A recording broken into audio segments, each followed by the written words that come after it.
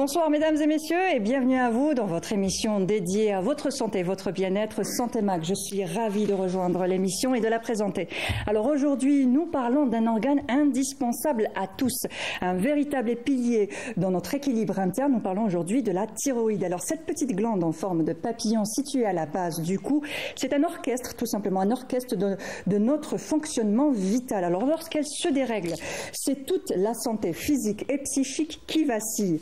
Pourquoi la thyroïde est-elle importante pour le fonctionnement de notre corps, de notre esprit? On en parle aujourd'hui avec notre spécialiste. On parle aussi d'un sujet d'actualité aujourd'hui, la grippe saisonnière. Et oui, la grippe est un problème de santé publique, souvent considérée comme anodine. Elle peut provoquer des complications graves. Alors, complications graves jusqu'au décès chez les populations les plus fragiles. Alors, comment éviter de se faire contaminer? Est-il encore possible de se faire vacciner? C'est peut-être la question que vous vous posez aujourd'hui. Et on y répondra justement avec notre spécialiste. Et bien sûr, aujourd'hui, nous avons une chronique avec nous, un chroniqueur, un spécialiste, un médecin. Il nous parle aussi de la thyroïde, parce que quand la thyroïde dysfonctionne, elle peut avoir aussi des répercussions visibles sur notre peau, sur nos cheveux, sur nos ongles.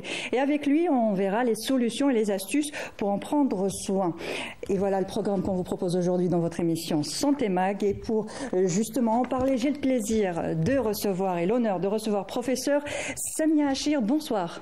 Bonsoir. Merci d'avoir accepté notre invitation. Alors, vous êtes chef de service d'endocrinologie, diabétologie et maladies métaboliques au CHU de Beni Messous. Vous êtes vice-présidente aussi de la Société algérienne d'endocrinologie et métabolisme. Avec vous, nous allons parler de dysthyroïdie. Ce sera le cœur de l'émission aujourd'hui. Il est clair. Voilà. Et avec nous aussi, j'ai l'honneur et le plaisir de recevoir professeur Sofiane Ali Halassa. Bonsoir. Bonsoir. Alors, merci à vous d'avoir accepté. Alors, vous êtes chef de service en pneumophysiologie au CHU de Blida. Vous êtes membre du comité de surveillance de la grippe, membre de la Société algérienne de pneumologie. Merci d'avoir accepté. Aujourd'hui, nous allons parler de la grippe avec vous. Merci. On dit qu'elle est particulièrement virulente cette année. C'est vrai ? Bonsoir. Virulente peut-être, mais cette année, il y a plus de climat qui favorise plus d'infections. C'est vrai que l'hiver est particulièrement rigoureux. Plus froid. Il y a plus froid cette année. C'est pour cela qu'on voit plus de cas sévères. Et je pense qu'il y a aussi l'effet média, l'effet réseaux sociaux. Exactement. Qui a aussi amplifié les choses. Donc, si on vérifie sur la pratique, sur le registre, il n'y a pas assez par rapport à l'année passée ou les années précédentes. On y reviendra dans un moment, mais juste après, bien sûr, la chronique du jour avec Dr Naïl Kessarli. Bonjour. Bonsoir plutôt, pardon. Alors, vous êtes médecin spécialiste en dermopharmacie et urgentiste. Vous êtes notre chroniqueur de l'émission Santé Mag. Bienvenue à toi. Merci. Et avec toi, aujourd'hui, nous allons parler de la thyroïde. Quand elle dysfonctionne, voilà, on a aussi des problèmes de peau, des problèmes de cheveux, des problèmes de fanères. Et tu vas nous expliquer ce que c'est que les fanères. Et c'est tout de suite avec toi. Alors, merci beaucoup. Donc, il faut savoir que les hormones thyroïdiennes ont un impact direct sur les téguments et les fanères. C'est-à-dire... أعوذ بالله من الشيطان الرجيم إن الصلاة كانت على المؤمنين كتابا موقوتا صدق الله العظيم.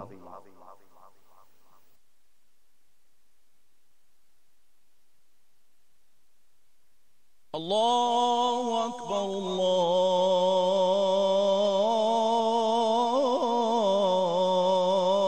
الله أكبر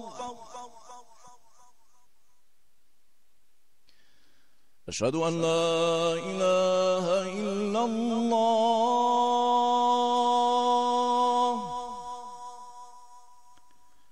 أشهد أن لا إله إلا الله أشهد أن محمدًا رسول الله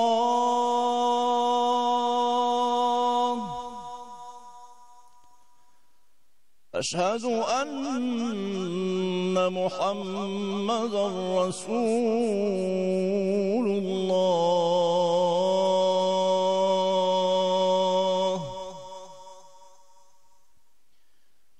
على الصلاة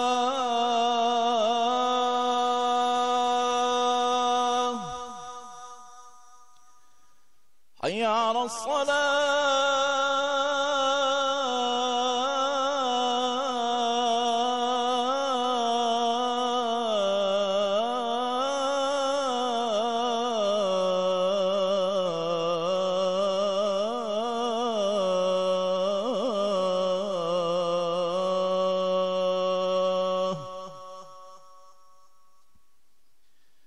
حي على الفلاح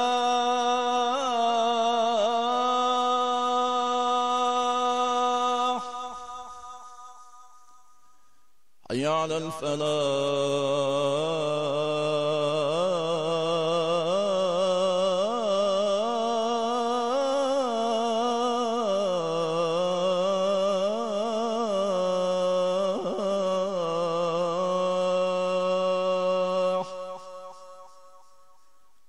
الله أكبر الله أكبر لا إله إلا الله. اللهم رب هذه الدعوة التامة والصلاة القائمة آت محمدا الوسيلة والفضيلة وابعثه مقاما محمودا الذي وعده. Sur la peau, nos ongles, mais aussi nos cheveux. Tout d'abord car les hormones thyroïdiennes, ils régulent la circulation sanguine, mais aussi un déséquilibre thyroïdien entraînait donc une perturbation du flux sanguin. Mais pas que. Les hormones thyroïdiennes jouent un rôle dans la production de sébum. Vous connaissez le sébum, mais aussi dans la sécrétion, ou plutôt la production de kératine, qui est un peu l'élément essentiel de nos cheveux. Nos cheveux, nos ongles aussi, n'est-ce pas? Tout à fait. D'accord. Alors, on va un peu détailler avec l'hypo et l'hyperthyroïdie. Quand la thyroïde dysfonctionne, c'est soit une hypo ou une hyper. On va plus voir ça en détail tout à l'heure avec vous, professeur. Alors là, on va rester sur l'aspect visuel avec toi. Donc, on va commencer par... Alors, on va commencer tout d'abord par l'hypothyroïdie. Voilà. Alors, comme vous le savez, les personnes atteintes d'hypothyroïdie peuvent avoir la peau pâle et froide, car le manque d'hormones thyroïdiennes entraîne une vasoconstriction et donc une baisse de la température corporelle. Aussi, la moitié des patients atteints d'hypothyroïdie présentent des rougeurs au niveau des joues, ce qui contraste avec le reste du visage qui est pâle. On peut également observer dans cette pathologie un épiderme qui est plutôt fin, sec et parfois squameux. Le squame, c'est un peu quand la peau, elle pèle. Donc, dû à une diminution de la transpiration. Des petites ridules peuvent se former ou se développer sur le visage un peu plus tôt dans la vie, donnant un aspect parcheminé à la peau.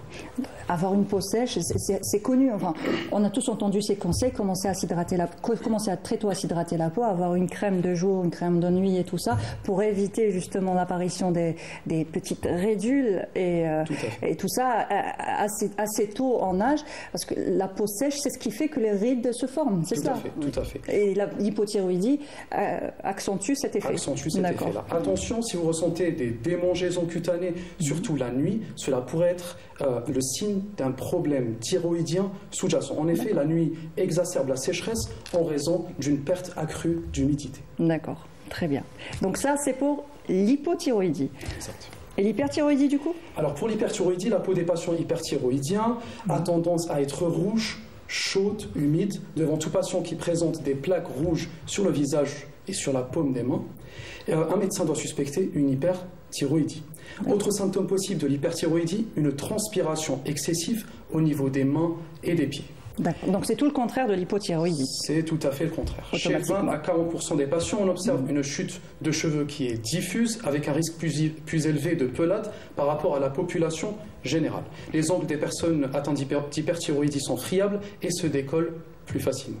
Une proportion importante des patients atteints d'hyperthyroïdie développent ce qu'on appelle le vitiligo, attention, particulièrement dans la forme auto-immune. D'accord. Donc le vitiligo, on peut expliquer ce que c'est que le vitiligo? Alors, le vitiligo, c'est un peu d'apparence, c'est les plaques blanches, mais c'est surtout une dépigmentation de la peau. Donc c'est dû à une perte de pigments de mélanine D'accord. Donc, c'est pas forcément justement lié à un problème de thyroïde, le vitiligo. Le vitiligo, non, c'est-à-dire ça rentre dans le cadre d'une association. Beaucoup plus. Peut-être, est-ce que je peux rajouter quelque chose professeur. Aussi. On a ce qu'on appelle le teint caroténémique, teint orangé des pommes et des plantes. C'est dû à un problème de hyperconversion du carotène en vitamine A. Et donc, généralement, les mains d'un hypothyroïdien, c'est pas toujours vrai parce qu'il faut avoir quand même un œil averti pour le voir. Et donc, ça peut donner un aspect orangé des pommes des mains. D'accord. Ça fait partie des retentissements, des retentissements cutanés de l'hypothyroïdie. D'accord, très bien. Oui. Alors, effectivement, donc, comme je le disais, le vitiligo, bien sûr, c'est en association, ce n'est pas la cause directe, c'est une association surtout avec dans les plusieurs formes symptômes auto-immunes. Très bien. Donc, est-ce qu'il y a des solutions? Parce que là, je pense que tout le monde se pose la question, d'accord, on a tous ces symptômes-là, mais est-ce qu'il y a des solutions? Alors, avant que vous usiez d'une quelconque routine dermatologique, il est nécessaire de prendre correctement son traitement.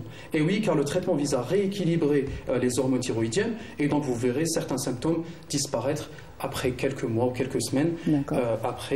Face à une peau sèche. Je vois que le professeur a quelque chose à dire. Non, pas du tout. C'est-à-dire, oui, allez-y, continuez. C'est-à-dire, avant déjà, c'est-à-dire si on a une symptomatologie cutanée, professeur Hacher, c'est-à-dire qu'on est obligé d'aller consulter avant déjà de consulter pour poser le diagnostic d'une hypo ou d'une hyperthyroïdie. C'est-à-dire qu'il ne faut pas utiliser les recettes de grand-mère pour pallier à ce problème-là avant vraiment de, disons, et passer à côté d'une pathologie qui risque d'être grave si elle n'est pas traitée. Exactement.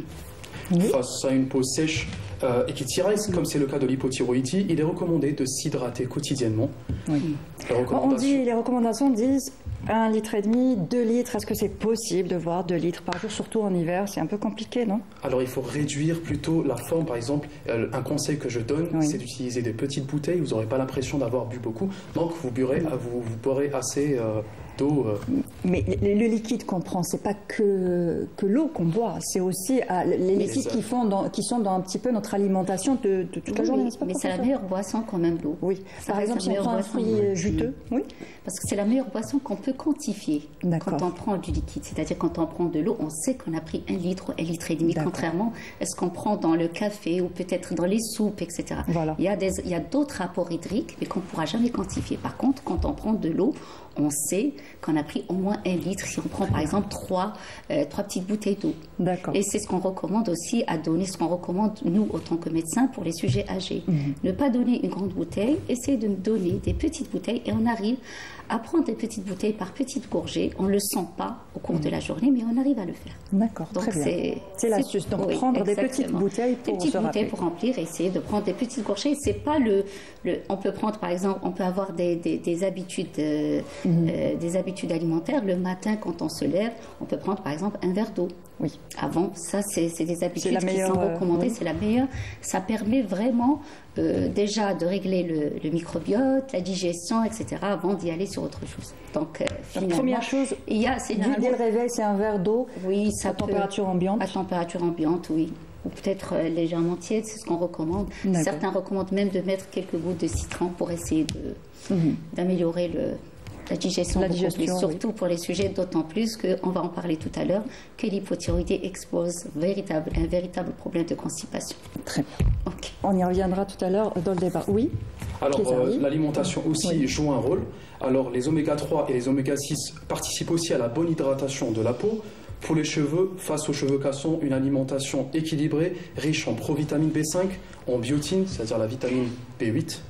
Est-ce qu'on peut expliquer, dire aux téléspectateurs B5, tout ça, concrètement, dans quoi on va trouver ces Alors vous trouverez ces oligo-éléments, vous allez trouver dans la plupart des fruits et légumes, ne vous inquiétez pas, les carences en ces vitamines sont très rares. Alors il faut savoir que, par exemple, la vitamine B12, on peut la retrouver dans les viandes rouges, dans les abats aussi, mais aussi la biovitamine, les provitamines, par exemple la provitamine B5, vous allez trouver dans les poivrons, dans les légumes en général. Donc voilà.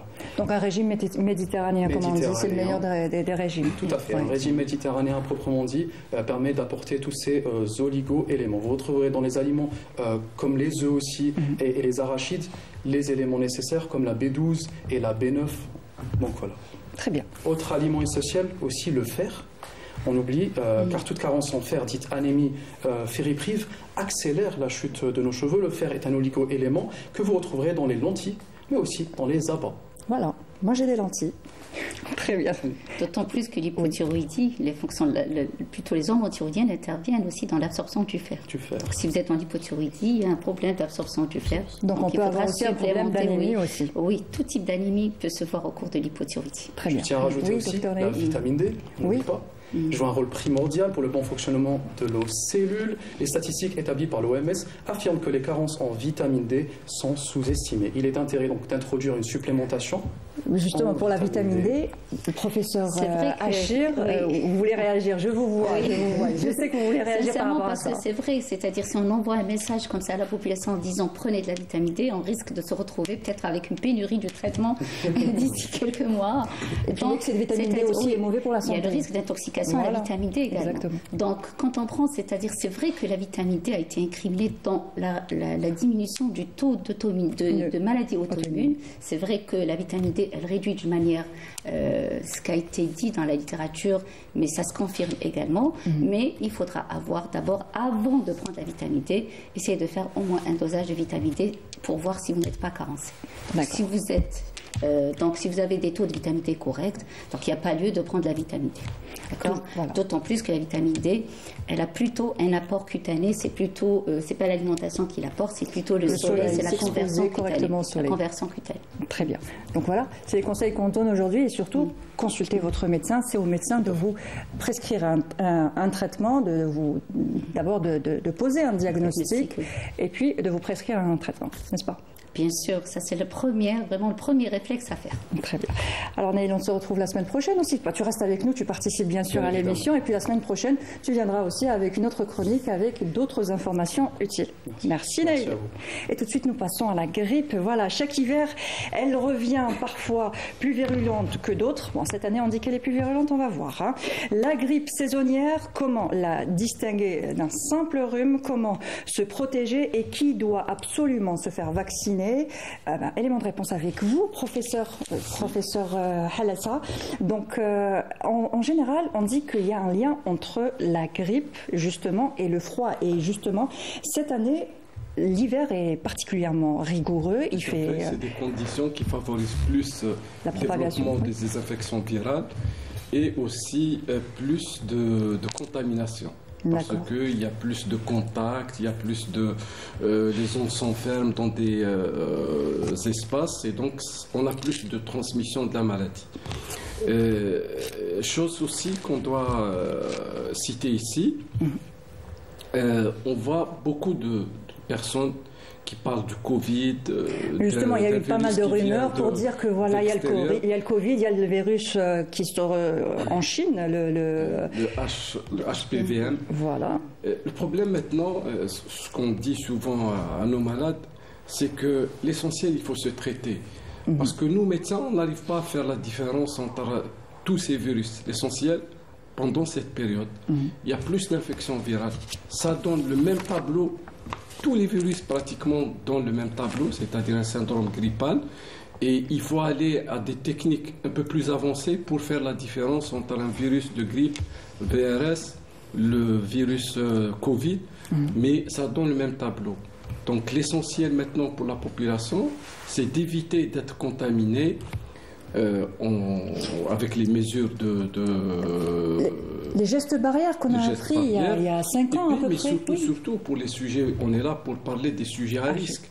Les sujets à risque, on sait bien que la grippe, si elle touche ce type de personnes, les personnes âgées, les personnes qui ont une maladie chronique, ça peut compliquer avec des complications qui peuvent être fatales. Mais sur le terrain, qu'est-ce qui se passe en réalité? Bon, sérieusement, tout le monde dit c'est les enfants qui sont le plus touchés, mais en réalité sur le terrain, est-ce que c'est les enfants ou est-ce que c'est les personnes âgées qui sont hospitalisées ou est-ce que sur le plan incident, c'est les enfants. Donc il y a plus d'enfants qui vont être infectés, mais sur le plan morbidité, c'est-à-dire et gravité des malades, c'est surtout les sujets âgés et les sujets à risque, les malades chroniques, les bronchopathes chroniques, les diabétiques et les hypertendus.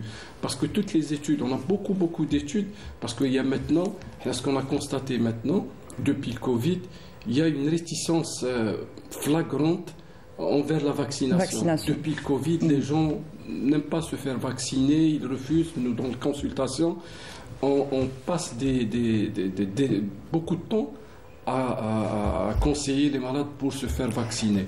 Premièrement, est-ce qu'il y a encore temps de se faire vacciner? On est à la fin du mois de janvier. On est en période d'épidémie parce que la grippe, c'est une épidémie de 10 à 12 semaines, c'est-à-dire pratiquement 3 mois. On a encore jusqu'à pratiquement au mois de mars, on peut encore être vacciné pour éviter d'autres infections. Et toutes les études ont prouvé que lorsqu'on est vacciné, on a moins de risques de faire une complication. On peut être infecté. Il faut quand même avoir la grippe. Un diabétique, un hypertendu, même s'il est vacciné, il peut attraper la grippe. Mais quand il fait une grippe, ça ne sera pas une grippe avec des complications. Ça sera parce une grippe que l'immunité a le temps de réagir avant que le virus commence à faire des complications. Et alors, pour les personnes qui nous regardent, qui ont envie de se faire vacciner, qui sont convaincus aujourd'hui de se faire vacciner, si on arrive à les convaincre aujourd'hui, où est-ce qu'on peut se faire vacciner? Premièrement, il faut dire que le vaccin est gratuit. C'est gratuit, voilà. Il est dans les polycliniques. La plupart des polycliniques disposent de ce vaccin. Moi, je parle par exemple de la polyclinique là où je travaille.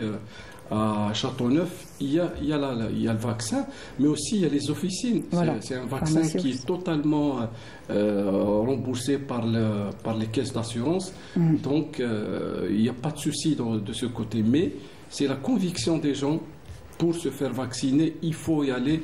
Parce que on peut citer beaucoup d'études, les hypertendus par exemple.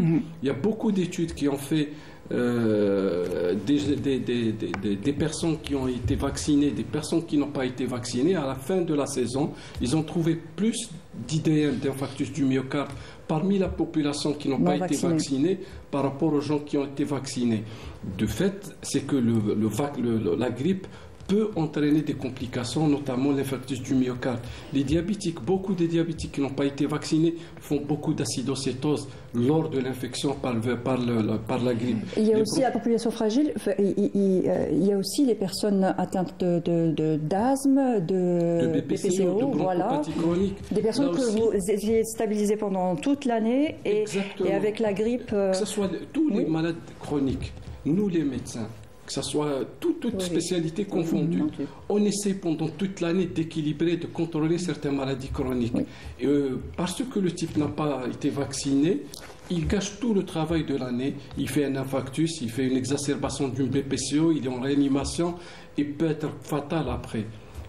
Et la seule prévention pour toutes ces complications, c'est un vaccin qu'on peut faire pendant toutes ces périodes de l'épidémie.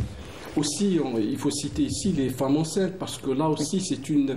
parce qu'on ne sait pas, justement, les femmes enceintes ne sont pas forcément au courant, ne savent pas si elles doivent se faire vacciner. Est-ce que c'est bon? À quel trimestre doit-on se faire vacciner? Toute la période de la grossesse, depuis la conception, avant la conception même de la grossesse, jusqu'à l'accouchement. Mais le problème ici aussi, c'est qu'on sauve 2 êtres humains.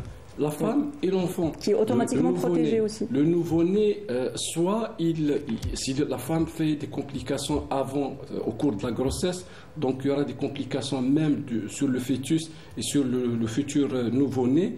Et aussi, même si elle fait une infection après l'accouchement, son nouveau-né sera un nouveau-né qui n'a pas d'immunité contre la grippe. Mais si elle est vaccinée avant l'accouchement, son enfant va acquérir cette immunité qui a été, c'est-à-dire l'immunité de sa maman. Donc, beaucoup d'avantages si on fait le vaccin, surtout pour la femme enceinte. Pourquoi j'en parle? Parce qu'on a constaté, les services d'épidémio, là où on fait la vaccination, il n'y a pas assez de femmes enceintes qui viennent vacciner. On sait bien que sur l'échelle nationale, on a à peu près 800 000 accouchements par an. Et parmi toutes ces femmes, il n'y a pas beaucoup qui se font vacciner. Quels sont justement à partir de quel âge peut-on se faire vacciner? Les enfants peuvent se faire vacciner ou pas? Oui, l'instruction ministérielle, elle a été envoyée pratiquement à toutes les structures. Les enfants, surtout les enfants, bien sûr, les enfants malades chroniques, il faut les vacciner. Un enfant qui a l'asthme, un enfant qui a des maladies chroniques comme la mucoviscidose, certaines maladies, il faut les faire vacciner. Et bon, parce qu'on a encore le temps, mais il faut parler aussi des mesures de prévention. port du masque, lavage des mains, la distanciation, tout ça. Tous ces gestes barrières qu'on a appris par cœur pendant la pandémie, qu'on a oublié malheureusement. Covid, ils ont prouvé leur efficacité. Oui. Il y a eu moins de maladies, même chez les tout-petits, moins de bronchiolite, moins de... Tout à fait. Oui. Et encore, moi je pose la question parce qu'il y a des gens qui ne se soucient pas de la santé des autres, mais essayez de comprendre que vous êtes adulte, vous n'avez pas de problème, vous pouvez attraper cette maladie, il n'y aura aucune complication parce que vous êtes en bonne santé. Mais vous avez des parents. Vous avez des parents, nos grands-parents peuvent être très très fragiles lorsqu'on les infecte, on les contamine. Donc faites attention, si vous n'êtes pas vacciné, il faut au moins ne pas oublier les mesures barrières pour essayer d'éviter les contaminations, surtout des personnes à risque. Voilà. Et les personnes âgées, c'est à partir de 65 ans qu'il est fortement recommandé de les faire vacciner, n'est-ce pas? Tout à fait. C'est-à-dire même sans maladie chronique. Les personnes âgées plus de 65 ans, ils ont l'âge déjà. La vieillesse, c'est une maladie chronique. Parce qu'on a une immunosénescence, c'est-à-dire on a une immunité qui est plus faible. C'est comme l'enfant de moins de 5 ans. Il a une immunité faible, elle est immature. Après 65 ans aussi, on a une immunité qui est très faible. Et c'est pour cela qu'il faut l'aider par la vaccination. Pourquoi? Parce que lorsqu'on est vacciné, l'immunité, elle a plus de recul par rapport à l'infection. Dès que l'infection, parce que nous, les gens qui n'ont pas été vaccinés, lorsqu'on est infecté, on a du temps, on a pratiquement une semaine jusqu'à 15 jours pour commencer à fabriquer les anticorps et être capable à contrecarrer une infection. Mais les sujets âgés, ils n'ont pas assez d'immunité, donc le temps de fabriquer tous ces anticorps et être capable à contrecarrer l'infection, ils ont déjà des dégâts, des complications et finissent généralement dans les services de réanimation. Alors, est-ce qu'une personne qui a déjà contracté la grippe cette année peut se faire encore vacciner? Par exemple, une personne qui a contracté la grippe au mois de décembre, est-ce qu'aujourd'hui, en janvier ou en février, elle peut se faire vacciner par précaution, on va dire? Tout à fait. Alors, on ne peut pas dire il a fait une grippe, il a fait un syndrome grippal. Voilà. On ne sait pas quel vaccin, quel virus il a attrapé. Il a contracté, oui. Donc peut-être il a attrapé le rhume, il a attrapé un autre virus. C'est pour cela, l'essentiel, dès qu'il guérit de cette infection, c'est-à-dire il dépasse les 15 jours, il faut se faire vacciner, il faut une vaccination, malgré qu'on a fait une infection auparavant. D'accord, très bien. Donc, toujours garder en tête les gestes barrières, c'est important. Et une fois qu'on a contracté le syndrome grippal, parce qu'on ne peut pas savoir quel virus... Il n'y a que la virologie qui peut... Quel traitement? Parce qu'on voit beaucoup de choses. On voit beaucoup de personnes s'automédiquer, on voit beaucoup de personnes partir en officine et prendre un traitement pour se soulager. Pour le traitement, il faut être rationnel. Le sujet jeune qui n'a pas de facteur de risque, disons, de maladie chronique, on peut se contenter d'un traitement symptomatique, notamment type vitamine C, il faut bien se hydrater, des tisanes et tout. Du paracétamol pour les courbatures. Pour éviter la fièvre et tout. Oui. Mais toute personne qui a une maladie chronique, sujet âgé, pour éviter, parce que généralement les infections virales se surinfectent rapidement et donnent des infections bactériennes. C'est pour cela, pour les personnes à risque, il faut aller à l'antibiothérapie. Parce que l'antibiothérapie va éviter que la surinfection donne des complications. Et là, je pense qu'on ne peut pas donner un traitement avec des général standard. Il faut être avec un médecin qui peut, parce que le traitement, ça sera cas par cas. Je ne peux pas donner un traitement standard pour tout le monde, mais il vaut mieux consulter. On peut donner pour tout le monde, pour ceux qui n'ont pas une maladie chronique, oui, mais pour ceux qui ont une maladie chronique, il vaut mieux être en face de son médecin pour qu'il puisse évaluer la gravité de la maladie et donner le traitement adéquat à cette maladie. Un dernier conseil, éviter de se retrouver dans des pièces fermées, éviter d'aller voir les grands-parents si on a un doute, par exemple, de... Oui. Exactement. Ça aussi, ça fait partie des mesures d'hygiène, des mesures de distanciation. C'est que surtout les personnes qui pensent qu'ils sont malades, éviter de contacter les autres, éviter d'être dans par exemple, des fêtes ou des rassemblements. Ça donne beaucoup d'infections. Et parmi ces gens qu'on va contaminer, il y a certains qui ne peuvent pas contrecarrer cette infection et ils peuvent terminer dans des conditions ou de faire des complications. Et je voulais aussi revenir sur un point, c'était se faire vacciner, oui, mais avoir une consultation avant et être sûr de ne pas être contaminé. Il faut être en bonne santé pour se faire vacciner. Exactement. Donc on ne peut pas faire le vaccin pendant une infection. On ne peut pas faire le vaccin pendant certaines périodes où, par exemple, il y a une immunodéficience. Donc vaut mieux, surtout, je parle souvent des personnes âgées et des personnes qui ont des facteurs de risque. Avant de faire le vaccin, il faut consulter son médecin de dire le moment idéal, le moment propice pour faire le vaccin. Très bien. Merci professeur Ali Halassa. Merci pour tous ces détails. J'espère que le message est passé. Faites-vous vacciner, allez consulter et pas d'automédication surtout. Et n'oubliez pas les gestes barrières qu'on a appris par cœur, je pense, pendant un bon moment, pendant 2 ans. Voilà, pendant 2 ans. Et il faut se rappeler qu'il faut mettre un masque. Et le masque, c'est pour les personnes qui sont surtout malades, pour ne pas contaminer les autres. Voilà. Merci, professeur Halassa. Vous restez bien sûr avec nous. On va parler de la thyroïde. Tout de suite, nous allons parler de la thyroïde. Alors, en général, on dit qu'on a une petite déprime, on a une asthénie, une irritabilité, une prise ou une perte de poids. Comme je l'ai dit tout à l'heure, quand la thyroïde quand elle dysfonctionne, c'est toute la santé physique et psychique qui vacille. Il y a des règlements qui peuvent avoir des conséquences multiples et variées. Elle se trouve où la thyroïde? On l'a dit tout à l'heure, à la base du cou, mais est-ce qu'on peut la toucher par exemple? Est-ce qu'on peut la ressentir? Disons que quand on a l'expérience de palper une thyroïde, oui, mais je crois que les personnes, ils peuvent la palper quand elle est hypertrophiée, quand elle a grossi. C'est ce que disent communément de goitre. D'accord. Les gens, généralement, ils parlent de goitre, ils disent j'ai un goitre, mais il faut faire la différence. Le goitre, c'est quoi? C'est une augmentation de la taille de la thyroïde. C'est une hypertrophie de la thyroïde. Qui est due Ça peut être dû à plusieurs étiologies. D'accord.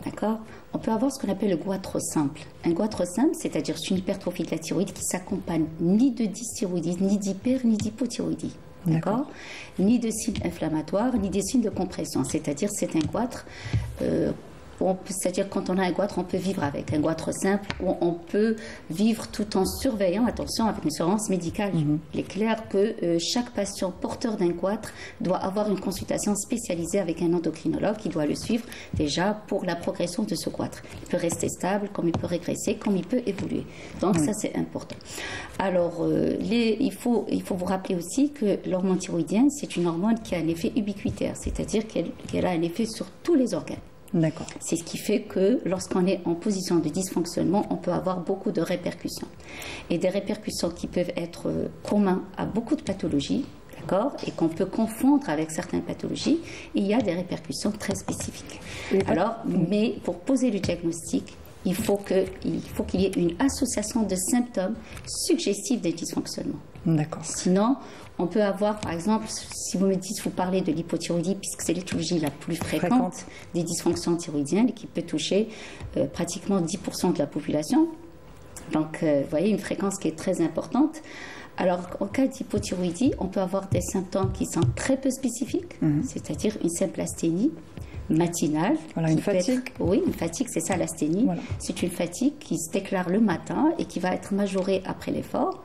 Ça, c'est un signe qui peut nous renvoyer à, bien entendu, vers le diagnostic d'hypothyroïdie, mais il faut éliminer aussi d'autres étiologies, bien entendu. En général, quand on est un petit peu fatigué le matin, on se dit bon, je suis passé une mauvaise nuit. Oui, on ça passera dans la généralement, journée. Pour les sujets âgés, la femme, par exemple, la femme ménopausée, elle va le mettre sur le compte de la ménopause. En disant oui, je suis ménopausée. Je crois que c'est l'asthénie qu'on rapporte sur les réseaux sociaux et qui peut se rapporter à la ménopause. Alors que c'est possible que c'est un problème thyroïdien sous-jacent. Alors, est-ce que le dysfonctionnement de la thyroïde est plus fréquent chez les femmes? Et pourquoi? Oui, justement, ça touche une femme pour 10 hommes. Vous voyez qu'à peu près, la fréquence, elle est beaucoup plus. Le sexe ratio, il est de 1 sur 10. D'accord. Donc, pour dire que, pourquoi ça touche plus la femme que l'homme? Parce qu'on sait que l'étiologie la plus fréquente de l'hypothyroïdie, ça reste la pathologie auto-immune. Et on le sait, nous, dans la littérature, que les pathologies auto-immunes sont plutôt l'apanage de la femme que l'homme. On le sait également que les pathologies auto-immunes se déclarent volontiers après un stress. Donc, la femme, elle est plutôt beaucoup plus stressée, plus sujette au stress que l'homme. Il y a d'autres étiologies, bien entendu. Oui. Et quelle est la population la plus à risque et quels sont les facteurs de risque justement de dysfonctionnement de la thyroïde avant de détailler l'hyper et l'hypothyroïdie? D'accord. Alors il y a des populations à risque, c'est-à-dire pour l'hypothyroïdie, les facteurs sont bien clairs. Alors dans le postpartum, on peut avoir une hypothyroïdie qui peut se déclarer dans le postpartum. Quand je parle du postpartum, c'est après l'accouchement. D'accord? On peut y avoir. Alors, deuxièmement, il y a ce qu'on appelle les sujets qui ont des antécédents.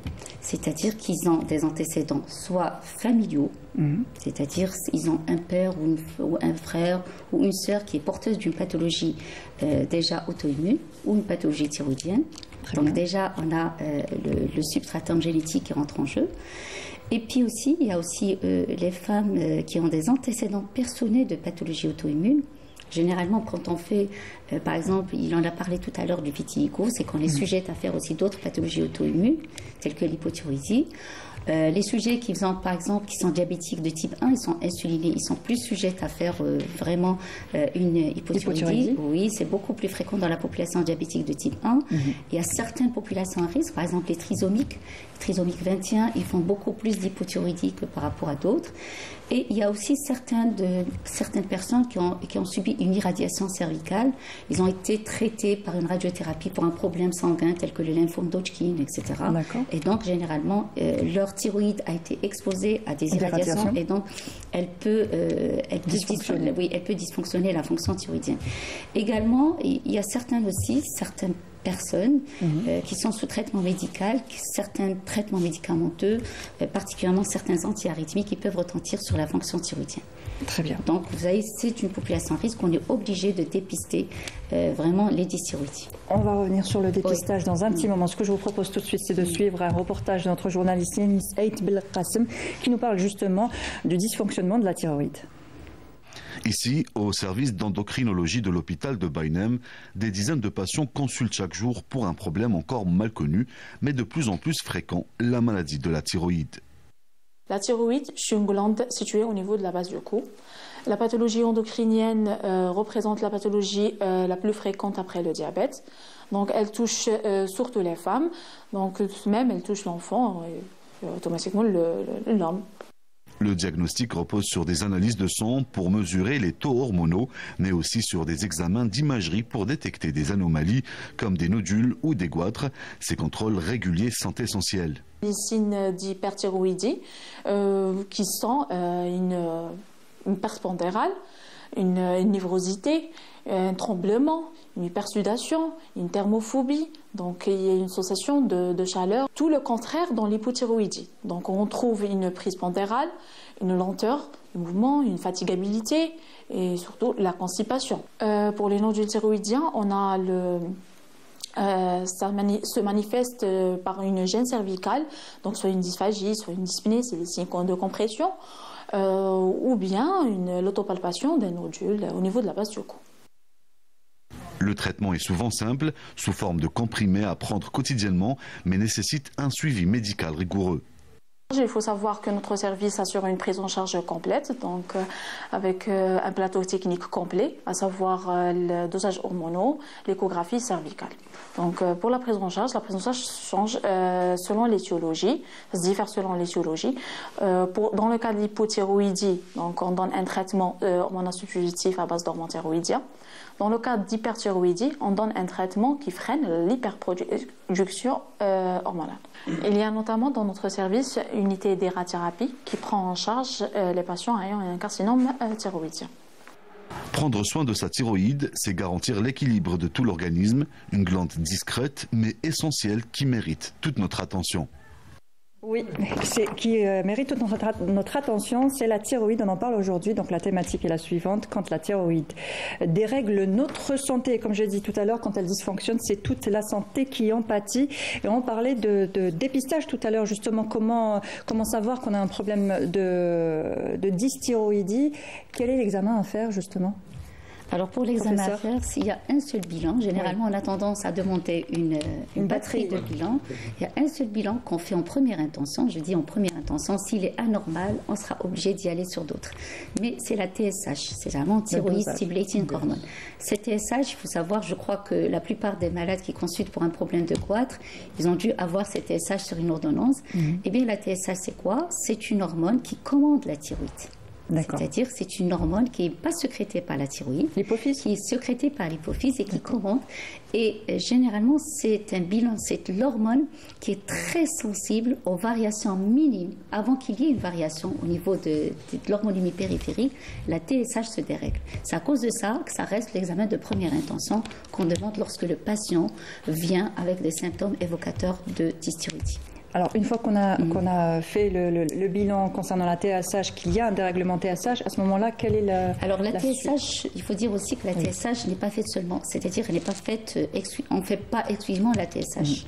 On fait une TSH, généralement le malade vient consulter chez un endocrinologue qui l'examine, il doit découvrir, il doit diagnostiquer un goitre, ça sera complété obligatoirement par un échodoppler thyroïdien, c'est-à-dire c'est une échographie que les gens, c'est une écho de la thyroïde, d'accord, qui va nous montrer d'abord les dimensions de la thyroïde, d'une part, l'écostructure, qui peut nous informer sur beaucoup de choses, cette écostructure. Lorsqu'on a un aspect hypoéchogène, c'est plutôt une thyroïdite, c'est en faveur plutôt de l'hypo ou de l'hyper, c'est-à-dire c'est sûr qu'on a une auto-immunité quelque part, l'aspect, et puis la présence de nodules thyroïdiens.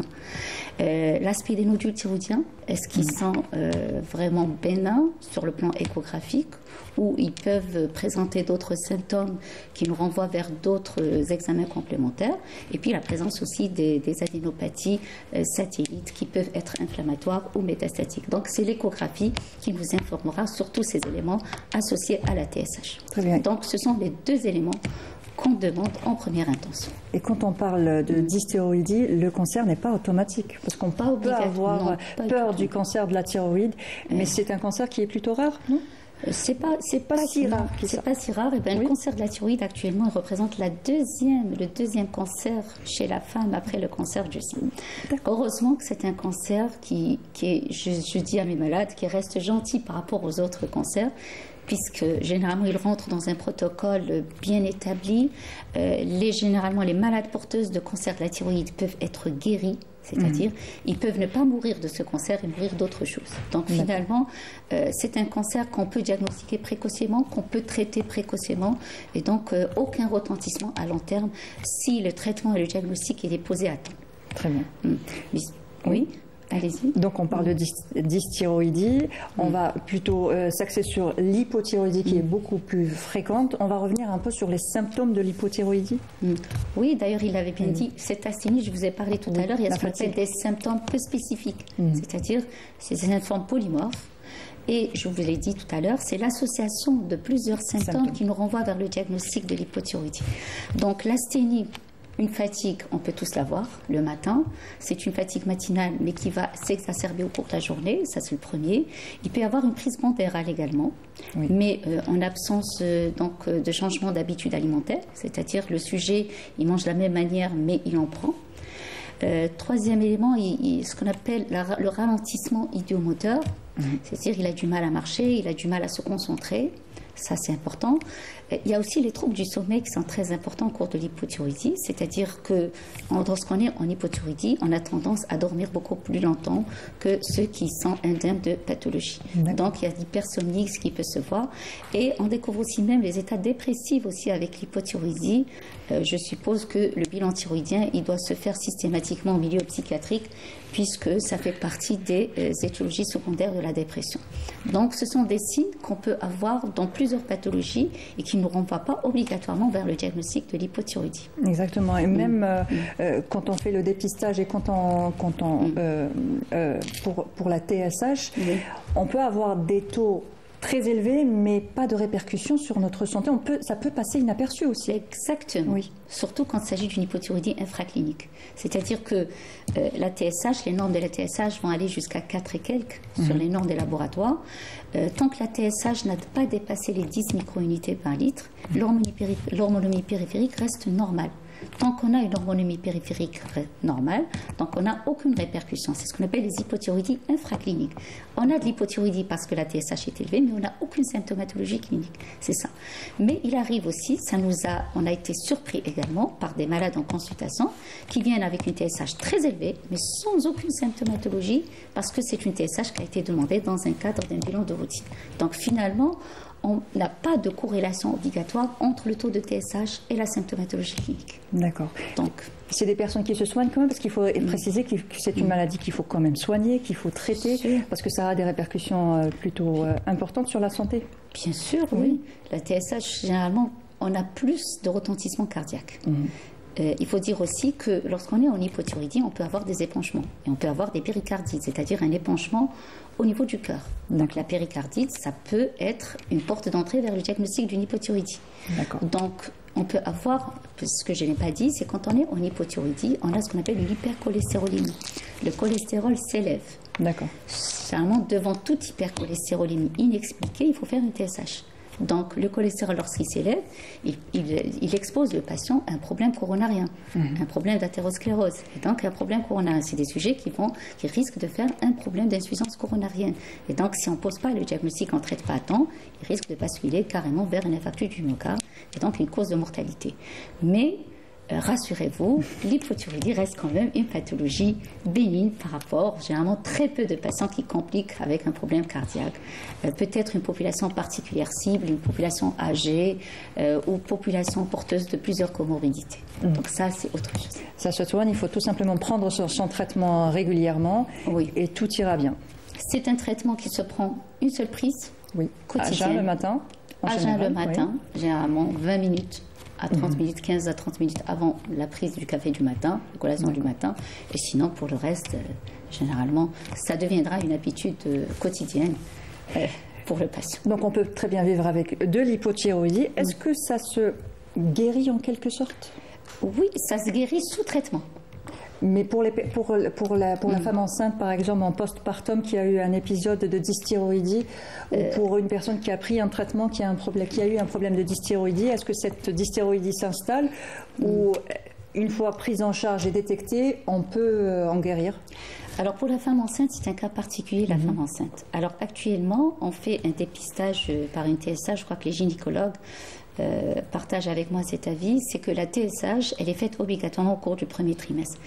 Si ça ne tenait qu'à moi, je l'aurais fait en préconceptionnel, comme ça pour éviter vraiment toutes les complications. Donc une TSH qui doit se faire au cours du premier trimestre parce que les apports en hormones thyroïdiennes chez le fœtus dépendent exclusivement au cours du premier trimestre de la mère.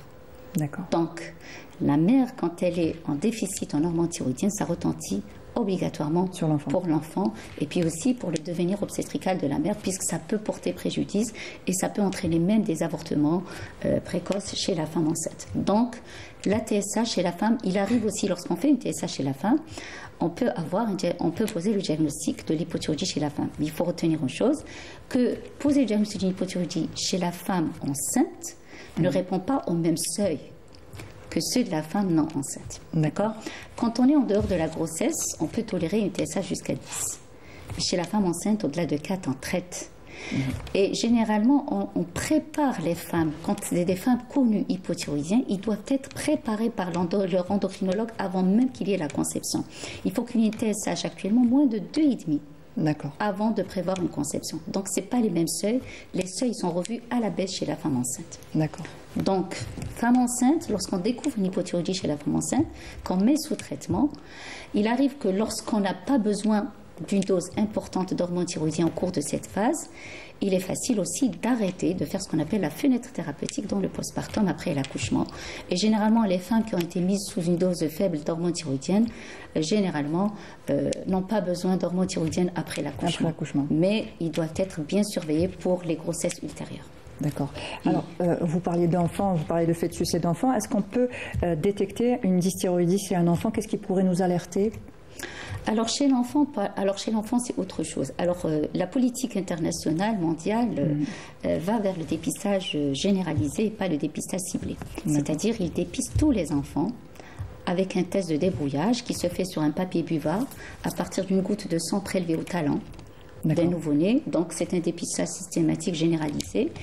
Une TSH au-delà de 40 dans les pays qui ne peuvent pas disposer d'un bilan hormonal avec une TSH dans le sang plasmatique peut être traité parce que le traitement chez un nouveau-né, dans les 15 jours, il est décisif pour son avenir psychomoteur. Donc, il est important de diagnostiquer le plus précocement une hypothyroïdie chez le nouveau-né parce qu'elle est due probablement souvent ce qu'on appelle des causes en rapport avec des troubles d'hormonosynthèse, c'est-à-dire c'est des anomalies enzymatiques qui peuvent entraîner une hypothyroïdie congénitale. Ça peut être également des anomalies malformatives de la genèse, de l'organogénèse de la thyroïde. Et dans ce cadre-là, il faudra diagnostiquer. Malheureusement, dans notre pays, j'espère que peut-être dans les mois ou les années prochaines, dans les années à venir, on va y aller sur un dépistage. Je crois qu'il y a un projet aussi qui est en cours pour le dépistage universel de l'hypothyroïdie congénitale. Très bien. Alors, l'hypothyroïdie chez le fœtus, je vous dis chez le nouveau-né, elle a certaines étiologies. À partir de 3 ans, 4 ans, on peut avoir d'autres symptômes, c'est-à-dire il y a un retard scolaire. Les signes ne sont pas aussi flagrants parce qu'un enfant, il est hyperactif de nature. Donc finalement, cette faiblesse, cette asthénie ne pourra jamais être rapportée par un enfant. Il ne viendra jamais se plaindre d'une asthénie parce que sinon, vous allez le mettre dans un coin, vous allez le bloquer pour... tu es fatigué, on va t'allonger, ça va passer. Et donc, c'est ça. Donc finalement, chez l'enfant, c'est plutôt le retard statural. Il y a ce qu'on appelle, puisqu'on sait que les hormones thyroïdiennes intervient dans la croissance. Et donc, vous pouvez avoir déjà un retard staturopondéral. Donc, c'est déjà plutôt un retard statural et pas un retard pondéral. C'est un retard statural avec une transprise pondérale assez important. Avec les consultations chez le pédiatre, il pourra le détecter et justement prescrire un dosage ou de TSH à faire ou orienter les parents. Bien sûr, mais c'est-à-dire, j'attire peut-être votre attention aussi, prise pondérale qui est importante chez un enfant, une obésité particulière renvoie vers le dépistage d'une hypothyroïdie chez un enfant obligatoire. Et c'est aussi nos habitudes aussi alimentaires, notre hygiène de vie qui a... Mais si vous avez un enfant qui ne mange pas assez, c'est vrai, on a l'impression d'extrapoler les choses à l'hyperactivité, on se dit il se dépense beaucoup, mais s'il se dépense beaucoup, il ne mange pas assez, il prend du poids, surtout quand il tombe dans l'obésité, c'est autre chose. Quand il tombe dans le cas de l'obésité, il faut y aller sur un TSH, faire un diagnostic pour faire le diagnostic d'une hypothyroïdie. Il y a aussi le retard scolaire aussi. Donc il faudra vraiment être attentif à tout dérèglement, à toute chose qui nous paraît... on va dire que l'instinct maternel fait qu'on peut se rendre compte de ce genre de choses. Voilà. Mais c'est pas toujours vrai. Toujours vrai, parce que l'instinct maternel, généralement, dénigre toutes ces manifestations. On a l'impression, même quand on dit à la maman, vous avez votre fils ou votre enfant, il a un souci, eh ben, elle refuse catégoriquement que son enfant soit malade. Donc, donc l'instinct maternel reste, mais je dirais peut-être l'hygiène scolaire. Ça, c'est un élément important pour l'hygiène scolaire. Tout retard plutôt statural renvoie vers le diagnostic d'une hypothyroïdie, doit obligatoirement, toute prise pondérale inhabituelle doit renvoyer vers le diagnostic d'hypothyroïdie, un retard scolaire, un trouble du comportement. Ce sont des signes, peut-être qu'ils sont anodins, mais une TSH, généralement, c'est un dosage simple à faire. Ça permettra de poser le diagnostic avec facilité. Un dernier conseil, professeur on est déjà arrivé à la fin de cette émission, donc un dernier conseil, c'est de faire la TSH, de faire La TSH, quand on a le dernier conseil que je donne, il ne faut jamais banaliser les symptômes. Ça, c'est important. D'accord ? Quand on a un symptôme, c'est vrai, une simple asthénie, on n'y va pas consulter. Ne pas banaliser. Consulter d'abord, et c'est le médecin qui va s'en charger pour l'exploration. Très bien. Alors, professeur Semia Achir, vous êtes chef de service d'endocrinologie, diabétologie et maladies métaboliques au CHU de Nimsous, vice-présidente de la Société algérienne d'endocrinologie et de métabolisme. Merci d'avoir participé à l'émission. Merci à vous.